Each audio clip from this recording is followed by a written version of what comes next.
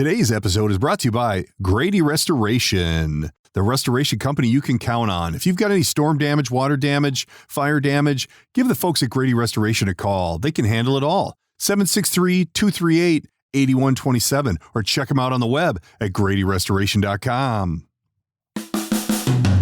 Welcome, everyone. I'm so excited to tell you about this podcast. It's called The DK Project, but it's really The Darren Show.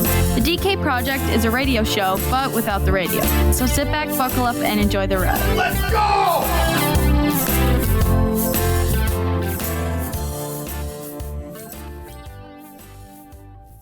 Welcome back to the DK Project. Zooming in today via Zoom. That's our new deal. We've got Shannan Wilson. Where are we finding you at? Where are you zooming from? I am zooming outside of Philadelphia. I'm in South Jersey, outside of Philadelphia. South Jersey. I see you got a little accent there when you said that. So, is that where you're from? No, I'm originally from Texas. I was born and raised in Houston, but I've been out here for about 18 years.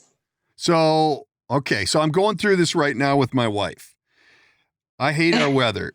I'm in Minneapolis. And there's 3 inches of snow out there today, like literally snowing outside of this studio, and it's October.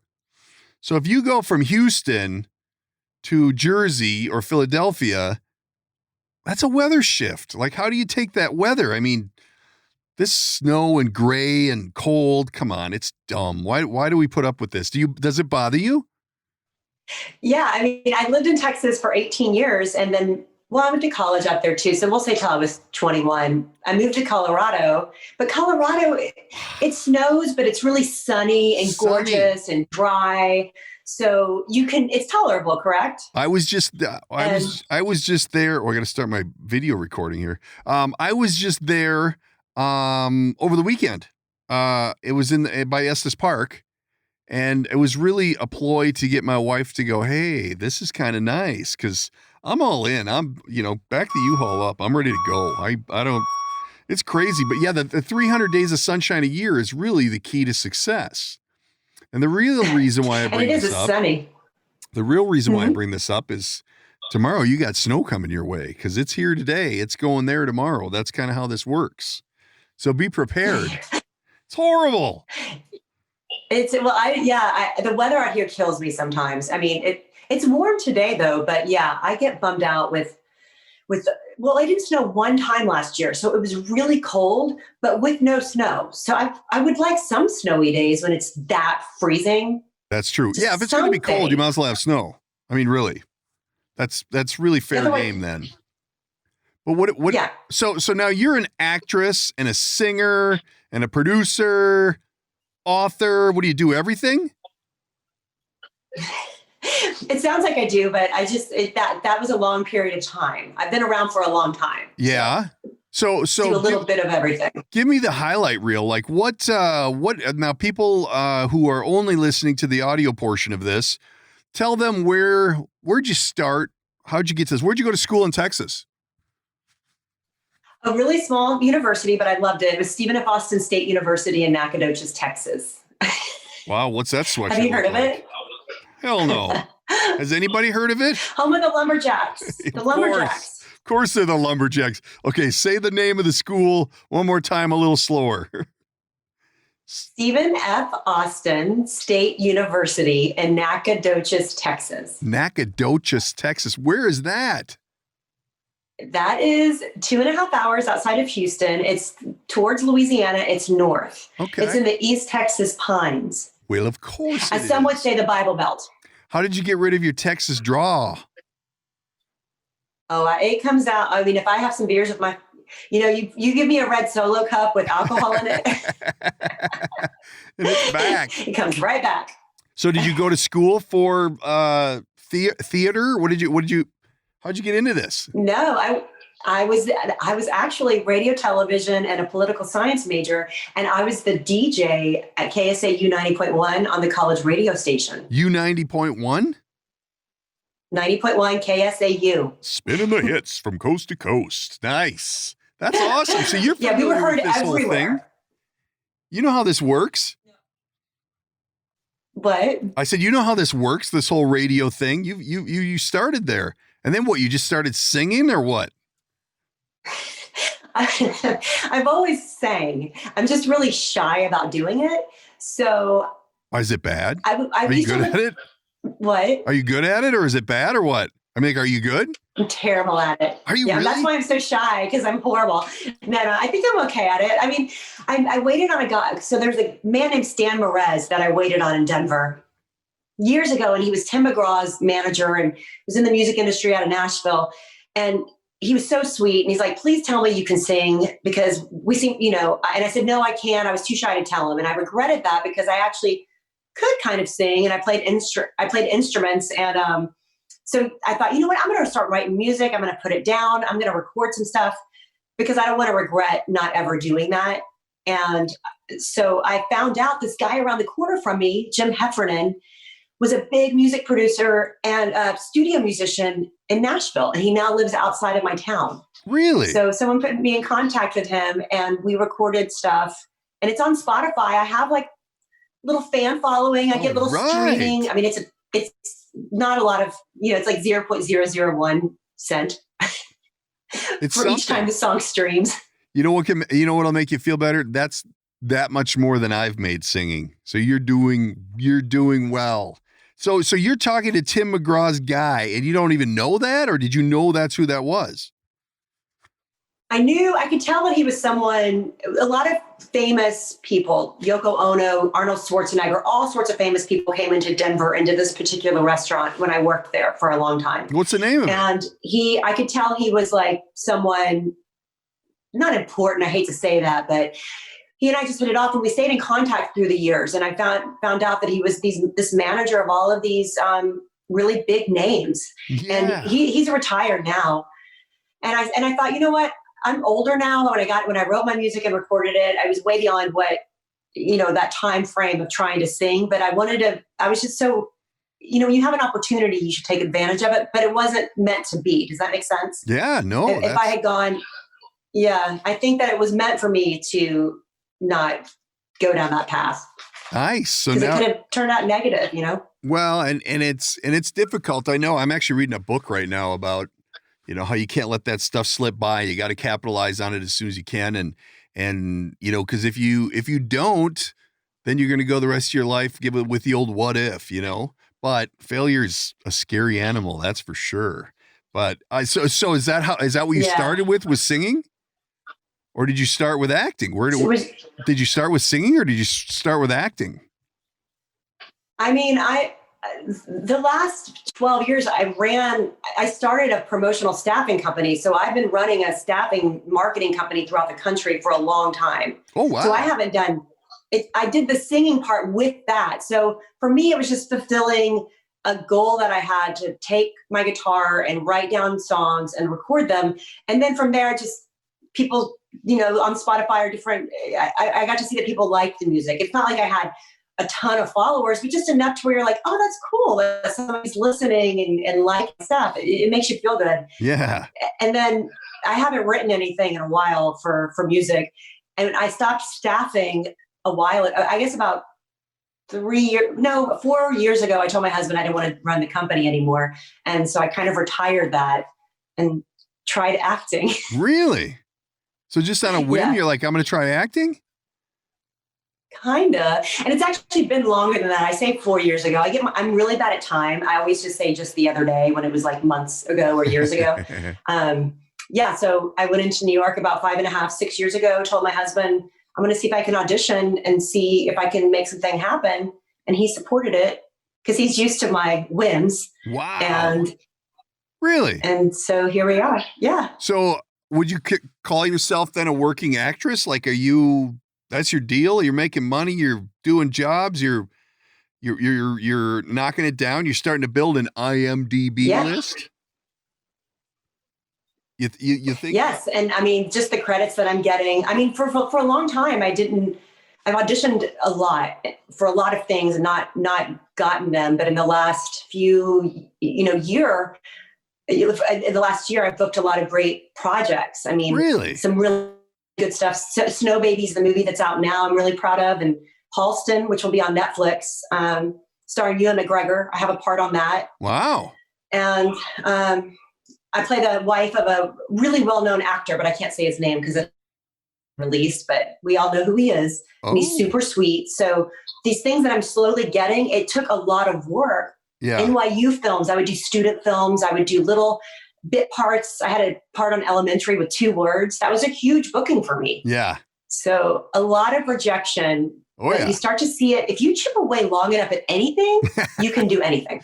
Exactly. I'm like for real. I'm a struggling voiceover actor who I'm kind of the same way, you know, like I audition 1,000 times and you book a little deal and it, you know, to your wife or husband, it's like, you know, whatever. And you're like, oh no, it's a big deal. Like I finally got something, you know, and they don't understand it. The audition.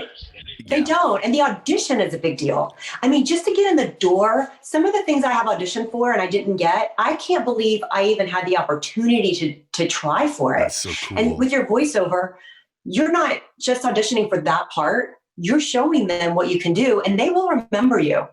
Well, and I think a big part, and I've always been a strong advocate for, I have a bunch of businesses and I've always been it's not what you know, it's who you know. I mean, obviously I'm not a doctor, I'm not a lawyer. So it's you know, the things I do aren't as technical based as those type of professions. So it's all about connections, you know, and in the voiceover world, the podcast world, it's about who you know, it's about connections you've made and who you know. You just never know what someone can offer or what they have. And one of my businesses is a real estate one where you're not, there's no benefit to networking. There's no benefit to talking to people and marketing or any of that. It's just me and it's been that way for 25 years.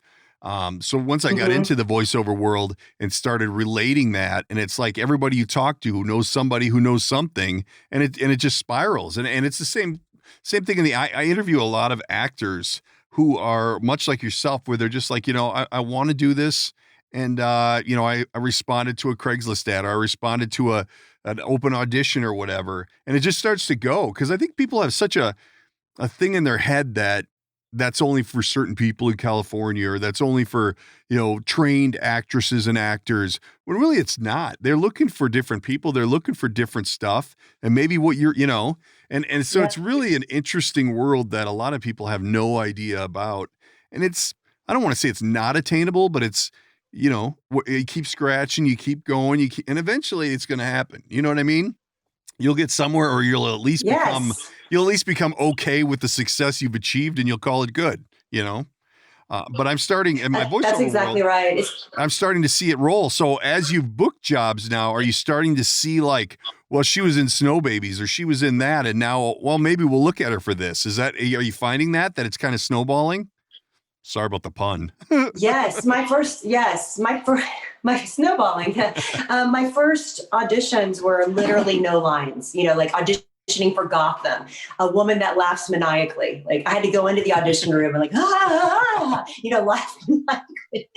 And they were all these funny auditions, or, Elementary, that one was 2 words. All I said was, I wasn't, Oh. And so you just kind of chip away, and I would show up for everything that I could audition for on TV. I would go in there for, even if I knew I wouldn't book it because it didn't match what I looked like, my height or whatever it was. I would go in because it was an opportunity to get in front of them. Right. And sometimes they just want to test you. They know you're not going to book it. They just want to see how you do. Yeah. So. Well, I think a lot of that. I think it's all. I think a lot of that is for what you're doing. When I audition, you're seeing more of me now than anybody else that I've, like people don't. There's a reason why I do radio and podcasts, because I don't want to go in front of people and act. Someday maybe, I don't know. I always talk about a comedic stand-up run before I die, but when you got to go in and there's like 75 people in there and they're all reading their line, I don't know, that would make me nervous as hell. That's a big accomplishment that you can even go in there and lay it out, because just reading lines in front of people is difficult, but then characterizing them, making them your own, or making them the character they're looking for, but putting your own spin on it, it's hard. People don't understand. The hardest part about even the voice acting is acting. Acting is hard to do. And I think a lot of people you just got to get on TV and then you're fine, but it's not.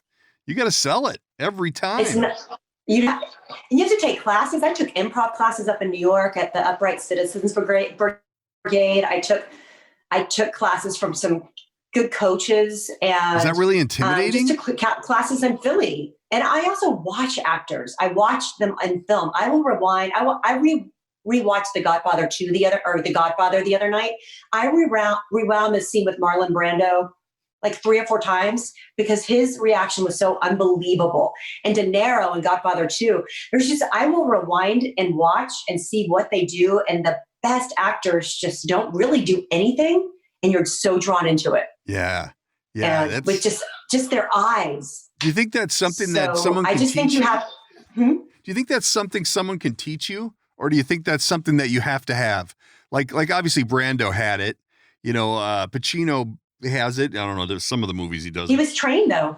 But you think they can teach you that? To be that natural? Yeah, I think you can. They were trained.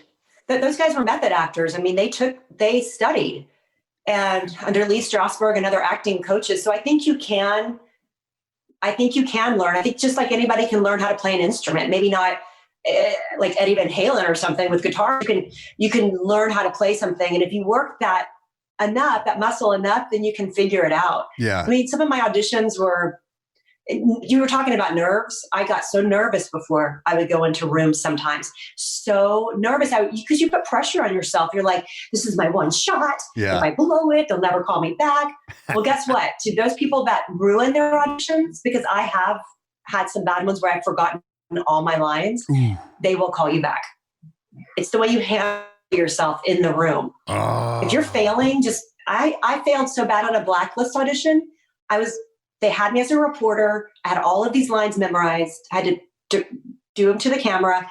I could not get the words out. I completely had a panic attack and an out-of-body experience all at the same time. So what do you do? What happens? What do you do? What do you say? Zoe Rotter was the casting director. Well, Zoe was so sweet. I had been in there before, and let's just try it again. And I go, I can't do it. I can't.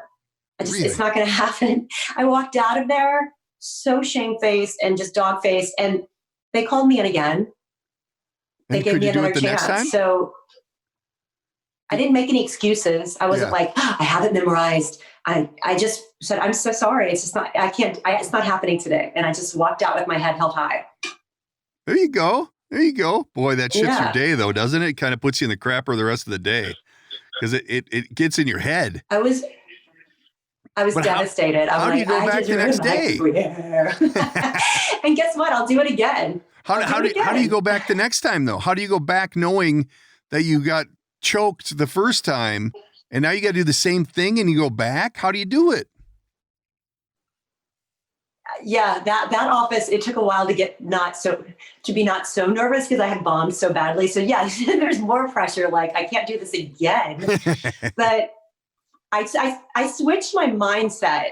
So before I would go into rooms it's different now with COVID because it's all tape. But with auditions, instead of getting nervous, I would make myself smile. And then I would think, I cannot believe I'm auditioning for this part.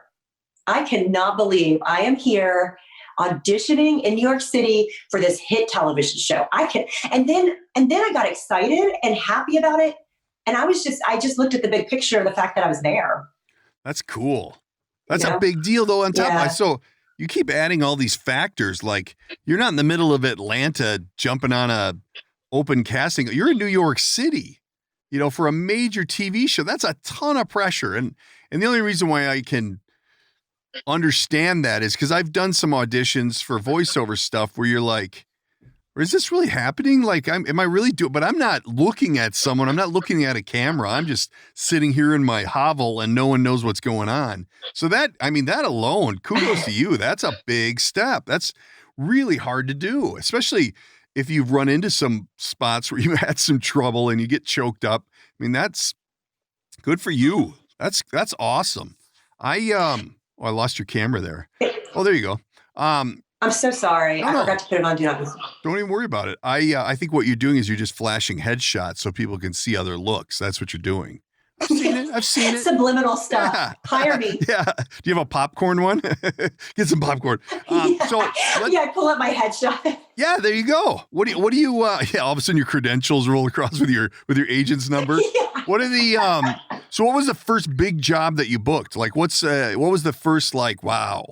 Is that a TV show? Was that a movie? What was your first big deal? The one I consider every booking a big deal, but this one that I'm doing now called Halston is the biggest.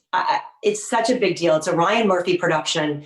He is so huge right now as a producer with American Horror Story and Ratchet and all of these hit shows, Glee. I mean, he's just amazingly talented. And the director of Halston, it's a limited series on Netflix. There's 5 episodes. Oh, wow. Dan Minahan's the director, and he has directed one of my favorite shows is Deadwood from HBO, and he's directed many of my favorite shows. And so this recent job that I got that I'm working on is just such a big deal for me. I mean, I can't even believe huge. it. Are you a main player in that one? Yeah, I wouldn't say I'm a main player. I'm on it. I'm a recurring part. I have a very famous person that's the sweetest guy that plays my husband. I can't announce his name yet. Oh. But I'm in quite a few scenes. And Halston was an iconic fashion designer from the 70s.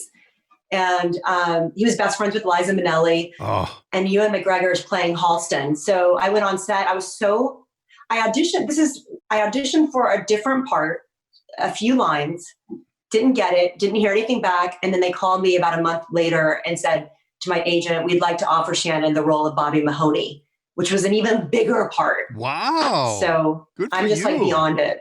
How is it that I said, good for you. How is it that you could disclose Ewan McGregor, but you can't talk about your husband?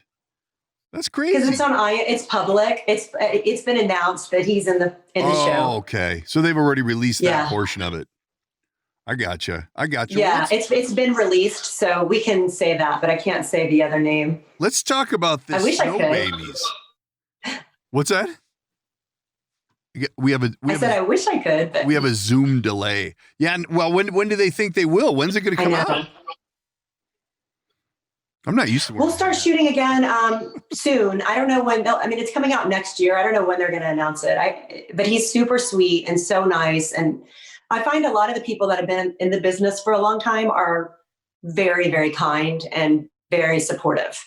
That's cool. I would everybody that I've met. It's a pretty good gig, so I'm sure they're pretty low key and pretty, laid back. Because once you realize that you're in it, and you're doing well, then you should just be thankful. So I would imagine a lot of it. I've always heard that, like, a lot of the legendary people in the industry are just really cool people, which, that's great. That's good to hear. But we need to talk about this Snow Babies. This is I kind of watched it a little bit. The previews and whatnot. Is that out? Is that available? Yeah, it was released September 29th, and it's on Fandango and Amazon and Vudu and Apple, and we're getting great feedback from the audience, and reviews are good from the audience, and I hope that it is able to help people who are addicted to heroin. Well, and it's a very intense film. From the small portion that I saw, the Snow Babies isn't like snow. It's like a drug maybe of sorts. So people shouldn't think it's going to be like a skiing, snowboarding film. It's not, but it looks like it. I think I'm going to check it out. I didn't know about it, but it looks like, and you're the mom in this deal? Yep.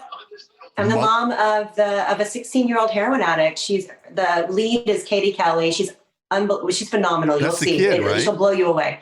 And I play her mother. And I don't know. It's funny because when I got the audition, I thought it was a Christmas movie, happy winter movie. And then I got the script and was like, wow.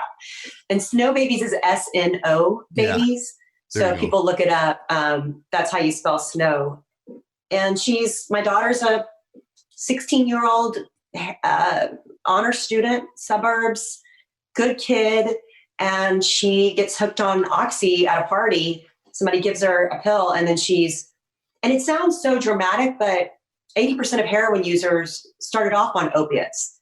And the movie, we took so many stories, the writers, Mike Walsh, and the directors, Bridget Smith, and they interviewed so many families that are dealing with heroin addiction and teenagers. And we took a lot of their stories and put it in the film. And I was naive.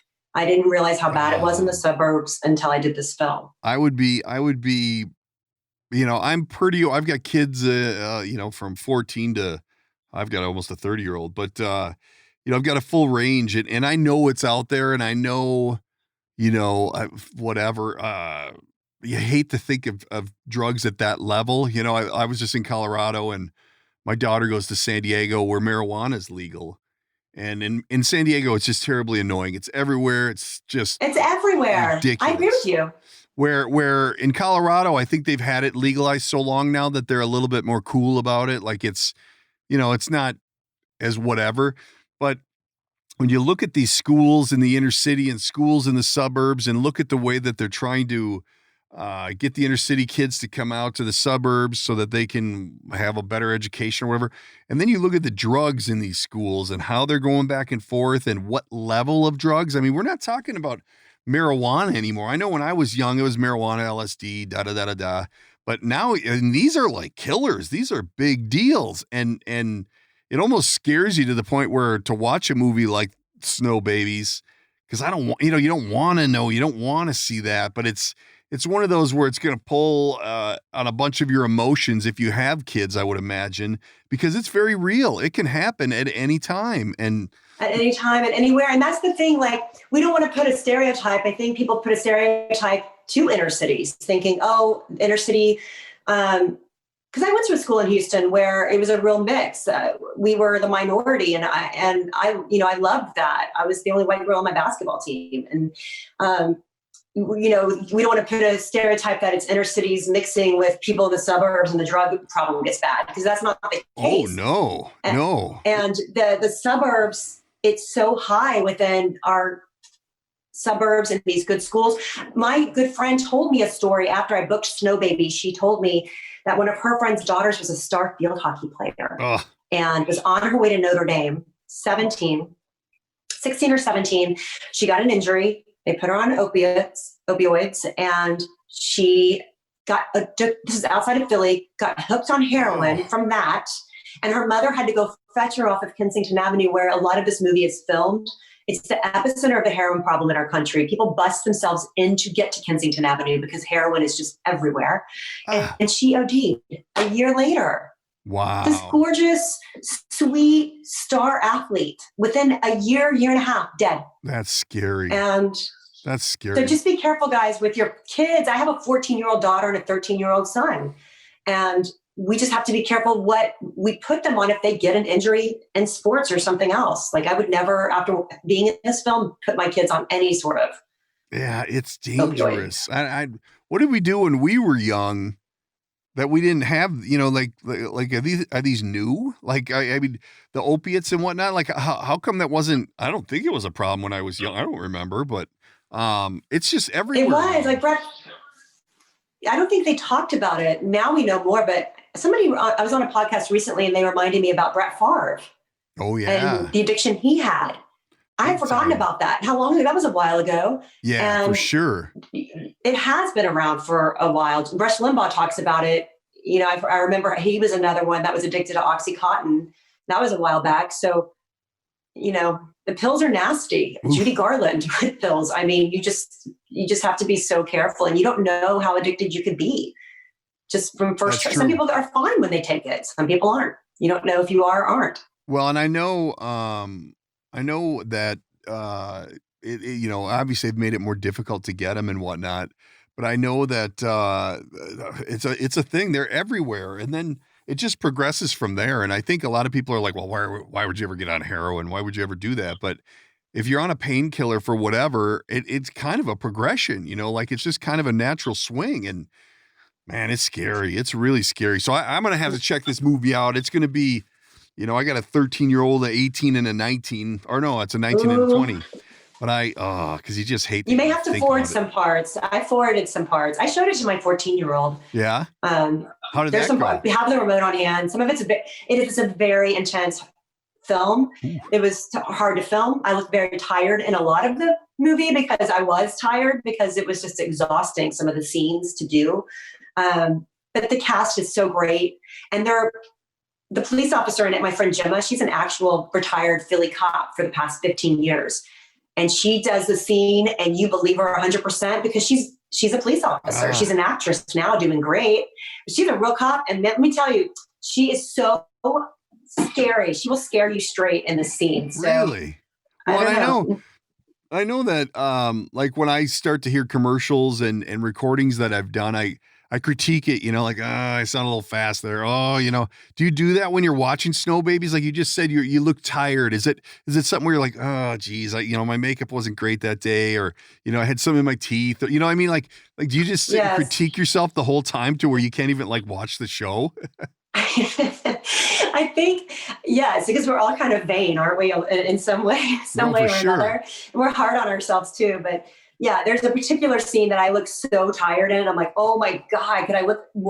So I was thinking that, but we had shot it after a big dramatic scene, but I was proud of I was proud of the way, I don't know, I'm proud of the film and how I did in it. And, that's awesome. And that comes from Bridget. She's just a fantastic director. Wow, that's great though. That's exciting when it's a full film like that, and it sounds like it's gaining some traction, and it's a good one. So I'm going to check it out, and all of our listeners should for sure. And then next spring, you think you'll have Halston out?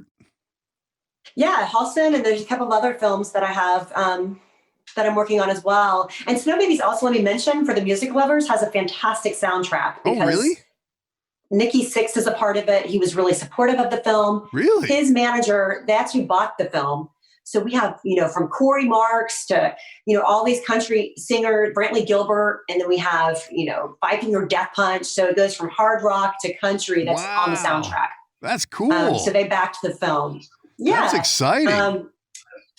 Yeah. Well, and I think sometimes that portion of it gets lost when you're watching a movie, that a good soundtrack is a big deal. And wow, Nikki Sixx, did you get to meet him? I did not get to meet him. We were supposed to have a big theatrical release. It was supposed to be in theaters, and I would have gotten to meet him. And I love Motley Crue. So it should. Cool the movie was supposed to be a big theater thing. Oh, it was supposed to be in the theaters, but they had to cancel that. So damn COVID. You just whatever. Nah, it'll happen. You'll get your shot at the red carpet. It sounds like you got a lot of stuff going on. That's so exciting. Thank you. I'm thinking that we'll put a link on our website so people can check out your IMDb and link directly to you, because as you probably well know, there's a lot of Shannan Wilsons out there. You're not with an A though. Not Shannan with an A. That's true. It's Shannan with 2 A's, and that's how you're going to find her. I think it's always interesting to see how people progress in the industry and how their take on it is, because a lot of people who, like yourself, are just kind of clawing their way at it. They really appreciate these small roles, these parts that are starting to grow, and it's just fun to watch. So we're going to have to check in on you down the road, and once you get to be big and famous, you don't forget about the DK project, so that we can still interview you. But I got to wrap this up. I'm going to get the horn here from Zoom, which I've never gotten before. I don't know why that is, but I got to upgrade my package, I guess. So anyway, we don't want to go. That sounds like a personal problem. You're exactly right. If it was just that easy, just click a button. But Shannan, we can't thank you enough for all the time. We're going to link everything on the website and let everybody know where they can find you. Do you have social media? Where do you want people to go to dig up your stuff? Yeah, I have Instagram. I'm not on it all the time, but Shannan, SHANNAN Wilson 7.